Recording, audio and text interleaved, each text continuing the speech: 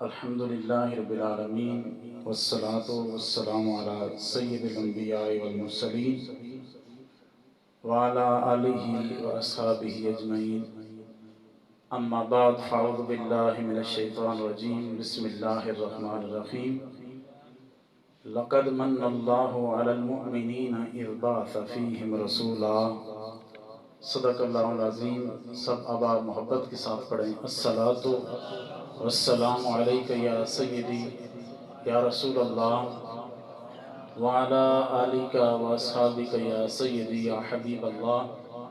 الصلاۃ والسلام علیک یا سیدی یا خاتم النبیین وعلی آلک واصحابک یا سیدی یا راحت العاشقین۔ ان کا نام لبوں پہ آئے میٹھا میٹھا منہ ہو جائے، ان کا نام لبوں پہ آئے میٹھا میٹھا منہ ہو جائے، ان کے بول بہاروں جیسے اور اصحاب ستاروں جیسے۔ یارو ان سا پیارا اور نہ کوئی، ان سے بچھڑ کر لکڑی روئی، وہ جب سیر کو جایا کرتے سر پہ بادل سایا کرتے۔ اور زمین سے آسمان تک، آسمان سے لامکاں تک ہے، زمین سے آسمان تک، آسمان سے لامکاں تک ہے، کہاں کھولے تھے گیسو یار نے خوشبو کہاں تک ہے۔ زینت محفل، رونق محفل، صدر محفل، ہر دل عزیز شخصیت محترم المقام حضرت علامہ زبیر اسلم چشتی صاحب، اور سٹیج پہ پہلے اور ابھی جو تشریف لا رہے ہیں معزز و مکرم علماء کرام، مشفق و مہربان بزرگوں، عزیز القدر نوجوان بھائیوں، بحمدی تعالی آج ہم سب لوگ بڑی ذیشان محفل پاک کے اندر ہم سب لوگ حاضر ہیں۔ آل علاقہ نے جتنا اہتمام کیا، اللہ کریم آپ کو ہر ذرے کے بدلے میں بے حد و بے حساب اجر عظیم عطا فرمائے۔ جتنے احباب دور و نزدیک سے تشریف لے کے آئے، اللہ کریم تمام کو قدم قدم پر اجر عظیم عطا فرمائے۔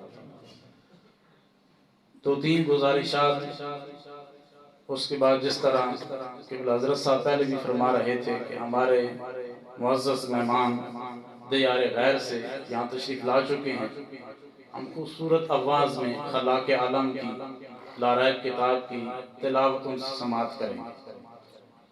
حضرات محترم، جس طرح اللہ نے ارشاد فرمایا لقد من اللہ علی المؤمنین اذ بعث فیہم رسولا، کہ تحقیق اللہ رب العزت نے آل ایمان پر بڑا بہت بڑا احسان کیا کہ بڑی عظمتوں والا، بڑی شانوں والا، بڑی ہی رفتوں والا رسول ان کے اندر مبعوث فرمایا۔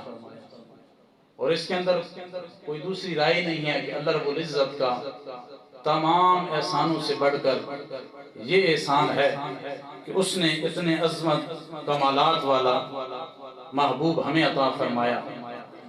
جب حضرت عیسیٰ علیہ السلام اپنے حواریوں کو، اپنے امتیوں کو، اپنے ساتھیوں کو یہ بشارتیں دے رہے تھے کہ اس طرح میرے بعد نبی آخر الزمان تشریف لے کے آئے گا، یہ اس کا نام ہوگا، یہ اس کی نشانی ہوگی، یہ اس کا پتہ ہوگا، تو آپ کے حواری نے، آپ پہ ایمان رکھنے والے نے، آپ کے غلام نے، آپ کے ایک ساتھی نے پوچھا، عرض کی کہ حضور کیا وہ نبی جو آخر میں تشریف لے کے آنے والا ہے، کیا آپ سے بھی افضل والا ہے کہ جس کی عظمت، جس کی شان، جس کا نام، جس کا مقام، جس کے علامات آپ بتاتے ہیں؟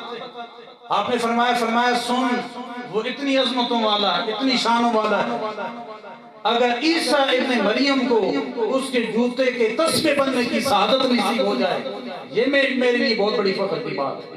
وہ اتنی عظمتوں شانوں والا ہے کہ جس کی بشارت میں تمہیں سنا رہا ہوں۔ تو الحمدللہ ہم وہ لوگ ہیں، ہم میں سے کسی نے دعا نہیں کی تھی، اللہ نے کرم فرمایا، محمد عربی کا غلام بنا دیا۔ اور وہ نبی مکرم ہم اس کی دعائیں کیوں نہ دیں؟ میں کل ہی تفسیر میں پڑھ رہا تھا، شاہ عبدالعزیز محدث دہلوی کو پڑھا، تو آپ فرماتے ہیں کہ جب حضرت آدم علیہ السلام نے رب کی بارگاہ میں کئی عرصہ روئے، رو رو کر آنسو کی ندیاں بہا دیں، اس مالک نے معاف نہیں فرمایا، وہ راضی نہیں ہو رہا تھا۔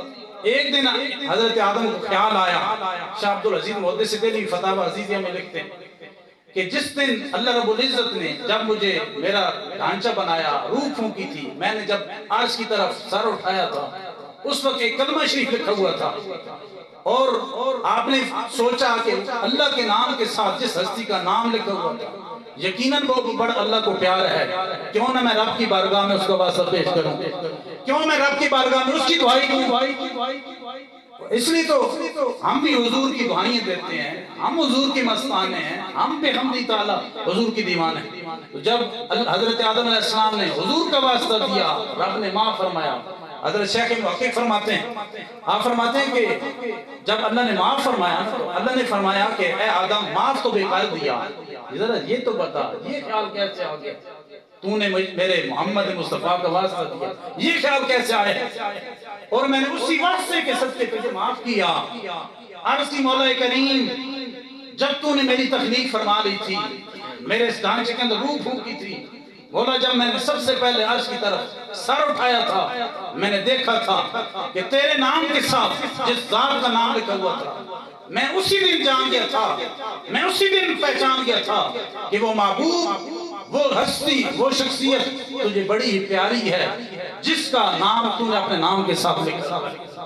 اس لیے تو ہم کہتے ہیں ڈٹھے کھول قرآن دے ورق سارے، آگا تیری شان جا نہ کوئی ہو ڈٹھا، تیری شان جا کرے مقابلہ جڑا، اوکو عاشقہ اصلی چوڑ ڈٹھا، کوئی نور آنکھے کوئی بشر آنکھے، پہندہ راہ دیوں یہ شوڑ ڈٹھا، اللہ والے گل مکا دیتی تو سا ہو ڈٹھا، ایسا ہو ڈٹھا۔ کریم آقا علیہ السلام کی محبت میں بیٹھنے والے خوش نصیب ہو، لیکن ضرورت اس عمر کی ہے، وہ جتنی عظمتوں شان والے معبود کے ہم قصیدے گاتے ہیں، ہم محبت اور غلامی کے دام بھرتے ہیں، ایک بات کا تقاضا ہے کہ ہم حضور کی میلاد کے ساتھ ساتھ آقا علیہ السلام کا جو مشن تھا اس کی ترویج اور ارشاد کے لیے کام کریں۔ حضور کی میلاد بنانے کے ساتھ ساتھ جو مقصد میلاد ہے نا، ہم اسے اپنانے کی کوشش کریں، اور یہ ایسے نہیں پورے دعوے اور وثوق اور یقین ایقان کے ساتھ عرض کرتا ہوں، اس کی بڑی برکتیں ہوتی ہیں۔ حضرت شاہ عبدالرحیم محدث دہلوی جو شاہ ولی اللہ کے باپ تھے اور حضرت شاہ عبدالعزیز محدث دہلوی کے دادا تھے، یہ جو خاندان ہے نا اس بر صغیر کے اوپر بہت بڑا احسان ہے، انہوں نے دین کی خدمت کی، اور ان ہستیوں نے حضور کا میلاد منایا، لیکن اس کے ساتھ ساتھ حضور کے میلاد کے مقصد کو بھی اپنایا تھا جس کی وجہ سے انہیں برکات نصیب ہوئی۔ یہی وجہ ہے کہ آج ان کا نام زندہ و جاوید ہے۔ حضرت شاہ عبدالرحیم محدث دہلوی رحمۃ اللہ تعالی علیہ، آپ نے عموماً علماء سے سن بھی رکھا ہے کہ کچھ ان کے اوپر ایسا وقت آیا ان کے پاس کچھ نہیں تھا، چنے تھے، چنے لوگوں میں تقسیم کیے اور اللہ کے محبوب کی بارگاہ میں وہ مقبول ہوئے، اور اس کے ساتھ آگے کیا ہوا، ان کو میلاد پاک کی برکت یہ نصیب ہوئی۔ حضرت شاہ عبدالرحیم محدث دہلوی آپ بیمار ہوئے، تو جب بیمار ہوئے عالم خواب میں آپ نے دیکھا کہ آقا علیہ السلام تشریف لائے ہیں شاہ عبدالرحیم کی عیادت کرنے کے لیے۔ یہ کس سے کہانی نہیں سنا رہا، اخبار الاخیار کے اندر بندہ پڑھ کے دیکھ، آپ نے کیا کیا، حضور نے عالم خواب میں آ کے آپ کی بیمار پرسی کی، پھر سرکار نے کرم فرمایا شاہ عبدالرحیم محدث دہلوی کی آپ کی شفا یابی کے لیے دعا فرمائی، اس کے ساتھ مزید کرم فرمایا، آقا علیہ السلام نے اپنے منہ مبارک عطا فرمائے، وہ عالم خواب میں عطا فرمائے تھے۔ جب شاہ عبدالرحیم بیدار ہوئے تو دیکھا کہ ان کے سرانے حضور کی منہ مبارک موجود ہیں۔ یہ برکات ہوتی ہیں، لیکن برکات ان کو نصیب ہوتی ہیں تو صرف یہ نہیں کہ محفل میں بندہ بیٹھے واہ واہ کرے اور باہر نکل کے جائے تو بندہ نماز بھی نہ پڑھے، ایسے برکتیں نصیب نہیں ہوتی ہیں، برکتیں انہیں نصیب ہوتی ہیں جو در رسول کے ساتھ وفا کرتے ہیں، جو حضور کے میلاد کے ساتھ حضور کی سیرت کو اپناتے ہیں، میلاد مناتے ہیں، سرکار کی سیرت کو اپناتے ہیں۔ یہ انہیں پھر برکتیں نصیب ہوتی ہیں. یہی وجہ ہے کہ آج شاہ عبد الرحیم ہم میں سے ہمارے ملک کی بھی نہیں ہے، ہماری برادری کی بھی نہیں ہے، خاندان کی بھی نہیں ہے، لیکن کیا ہے ہر ممبر کے اوپر شاہ عبد الرحیم محدث دہلوی کے، شاہ ولی اللہ کے، شاہ عبد العزیز محدث دہلوی کے ڈنکے بج رہے ہیں. اللہ نے ان کے نام کو زندہ رکھا. وجہ کیا تھی کہ انہوں نے حضور کا میلاد منایا تھا، لیکن اس کے ساتھ ساتھ مقصد میلاد کو بھی اپنایا تھا. یہ وہ لوگ ہیں جنہیں برکتیں نصیب ہوتی ہیں. میری آخری گزارش، حضرت شیخ جزولی رحمۃ اللہ تعالی علیہ، یہ مصر کے بہت بڑے بزرگ ہیں. مصر کے اندر ان کے ولایت کے ڈنکے بجتے تھے. انہوں نے کتاب لکھی دلائل الخیرات. اس کتاب کی ایک منفرد امتیازی شان یہ ہے کہ وہ درود پاک سے شروع ہوتی ہے، درود پاک کے اوپر ہی جا ختم ہوتی ہے. شیخ جزولی نے جو کتاب لکھی وہ درود سے شروع ہوتی ہے اور درود پہ ختم ہوتی ہے. اس کتاب کی انہوں نے ایک وجہ لکھی کہ یہ کتاب انہوں نے کیوں لکھی. وہ فرماتے ہیں کہ میں ایک دن سفر کر رہا تھا، میں دیہات سے کچی آبادی سے گزرا. فرمایا عصر کا وقت تھا، میں نے وضو کرنا تھا، نماز پڑھنی تھی. میں نے ارد گرد دیکھا کہ کہیں کوئی پانی کے آثار نظر آئیں تاکہ میں وضو کر سکوں، پانی پی سکوں، رب کی بارگاہ میں جبین جھکا سکوں. جو میلاد منانے والے ہوتے ہیں وہ نماز چھوڑتے نہیں ہیں، بلکہ بڑی محبت. اور نماز کیسے پڑھتے ہیں؟ مجھے کیا خبر تھی رکوع کی، مجھے ہوش کب تھا سجود کا. مجھے کیا خبر تھی رکوع کی، مجھے ہوش کب تھا سجود کا. آقا تیرے نقش پاک کی تلاش تھی کہ میں جھک رہا تھا نماز میں. ان کی نمازیں ذکر مصطفیٰ سے خالی نہیں ہوتی، اور الحمدللہ ہم ایسی نماز سے اللہ کی پناہ مانگتے ہیں جو یاد مصطفیٰ سے خالی نہیں ہوتی. شیخ جزولی رحمۃ اللہ تعالیٰ نے فرماتے عصر کا وقت تھا، وہ جنہوں نے حقیقت میں حضور کا میلاد منایا اور میلاد کی جن کو برکتیں بھی نصیب ہوئی. وہ فرماتے عصر کا وقت تھا، میں ایک دیہات سے گزرا، کچی آبادی سے گزرا. ارد گرد دیکھا، مجھے ایک کنواں نظر آیا. اکثریت بزرگوں کی بیٹھ ہوئی ہے. آپ جانتے ہیں ہمارے گاؤں میں بھی شاید بزرگ بتاتے ہیں پہلے ایسے تھا، ڈول کے ساتھ پانی نکالتے تھے. فرمایا کہ میں کنویں کے قریب گیا، لیکن عجیب ماجرا ہوا. کنواں تھا، کنویں کے اندر پانی بھی تھا لیکن ڈول نہیں تھا. فرماتے ہیں کہ میں اب سوچا کنواں تو ہے، پانی بھی ہے، لیکن ڈول نہیں. ارد گرد دیکھا، ڈول نہیں ملی. فرمایا ساتھ ایک کچی کلی تھی، کچا مکان تھا. اس مکان کی چھت کے اوپر ایک معصوم ننھی بچی کھیل رہی تھی. وہ بیٹی دیکھ رہی تھی کہ حضرت شیخ وہ کیا تلاش کر رہی ہیں. پوچھا چچا جان کیا بات ہے، کیا نام ہے، کہاں سے آئے ہو؟ بتایا بیٹا میں مصر گئی ہوں اور میرا نام شیخ جزولی ہے. اب میں نے عصر کا وقت ہے، نماز پڑھ لی ہے، پانی کی ضرورت ہے لیکن ڈول نہیں. بیٹی نے بڑی عجیب بات کی. وہ بچی کہنے لگی چچا جان مصر کے اندر تیرے ولایت کے ڈنکے بجتے ہیں اور تو سوچ یہ رہا ہے کہ کنویں سے پانی کیسے نکالوں. اب اپنے ولایت میں جور دکھا، اپنی ولایت کے جور دکھا، کنویں سے پانی نکال. شیخ جزولی فرماتے ہیں اس کا یہ جو جملہ تھا نا کہ مصر کے اندر تیری ولایت کے ڈنکے بجتے ہیں، سوچ یہ رہا کہ کنویں سے پانی کیسے نکالوں. میں حیران ہوا، میں نے کہا بیٹا کیسے نکالوں؟ آپ نے فرمایا چچا جان کنویں سے سائڈ پہ ہو، میں تمہیں بتاتی ہوں کنویں سے پانی کیسے نکالتے ہیں. سنو یارو، حضور کا میلاد منانے والوں، در رسول کے ساتھ وفا کرنے کی کتنی برکتیں ہوتی ہیں. فرماتے ہیں کہ کیا ہوا؟ فرمایا میں کنویں سے تھوڑا ہٹا، اس بچی نے اس اپنے جو کچا مکان تھا اس کی چھت سے اس کنویں کے اندر اپنا لعاب ڈالا، تھوک دیا. شیخ فرماتے ہیں کہ مجھے یہ نہیں علم کہ پہلے تھوک اندر گیا یا پانی فوارہ بن کے باہر نکلا. فرمایا پانی ابل کر باہر آیا. فرمایا مجھے وضو بھول گیا. میں نے پوچھا بیٹا وضو بعد میں کروں گا، پہلے یہ بتا یہ مقام اور مرتبہ کیسے ملا ہے؟ اے ننھی معصوم بچی. شیخ جزولی فرماتے ہیں فرمایا کہ وہ بیٹی کہنے لگی، وہ بچی کہ چچا جان یہ بات جو مجھ سے پوچھتا ہے کہ یہ مقام کیسے، تجھے پتہ نہیں مصر کے اندر تیری ولایت کے ڈنکے بجتے ہیں. آپ نے فرمایا بیٹا بتا، میں جاننا چاہتا ہوں. اور لاکھوں سلام ہو تیری اس ماں اور باپ کو جس کی کوکھ کے اندر تو نے پرورش پائی ہے، مقام کیسے ملا؟ وہ فرمانے لگی بچی، وہ معصوم بچی، اس نے کہا چچا جان میں ہر وقت مصطفیٰ کی ذات پہ درود و سلام پڑھتی ہوں. یہ درود و سلام کی برکت ہے جس کی وجہ سے اللہ نے یہ مجھے مقام اور مرتبہ عطا کیا. تاجدار کائناتوں وفا کرنے سے یہ برکتیں نصیب ہوتی ہیں۔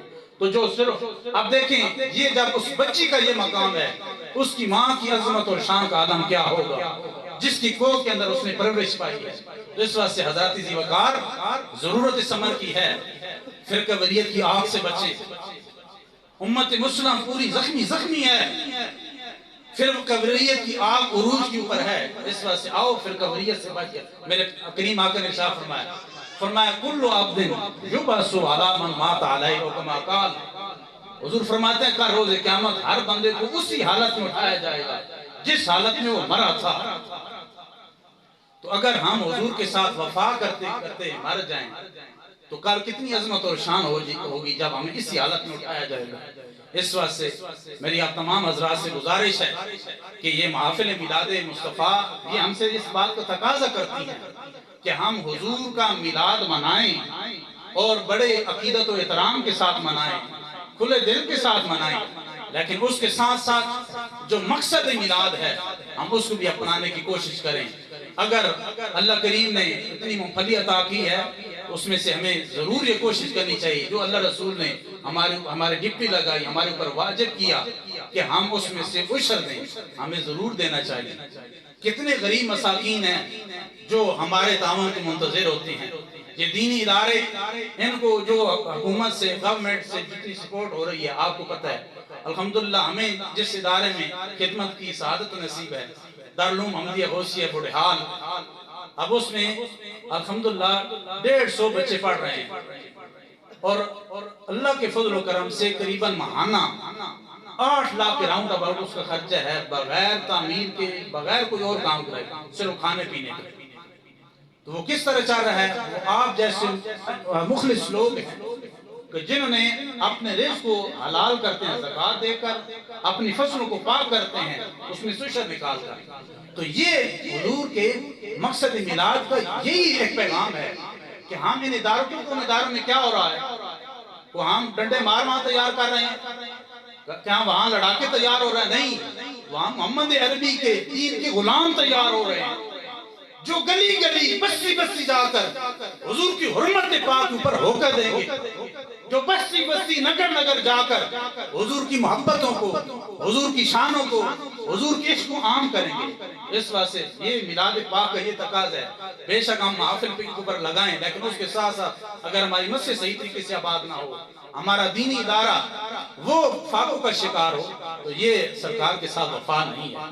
اس واسطے دعا ہے کہ اللہ کریم آپ نے جو محبت اور ذوق کے ساتھ یہ بزم سجائی اس کو خلاق عالم اپنے حریم ناز میں قبول فرمائے اور میرے سمیت ہم سب کو حضور کا میلاد محبت اور عقیدت کے ساتھ منانے کی توفیق عطا فرمائے اور اس کے ساتھ ساتھ مقصد میلاد کو اپنانے کی توفیق عطا فرمائے۔ وما علیہ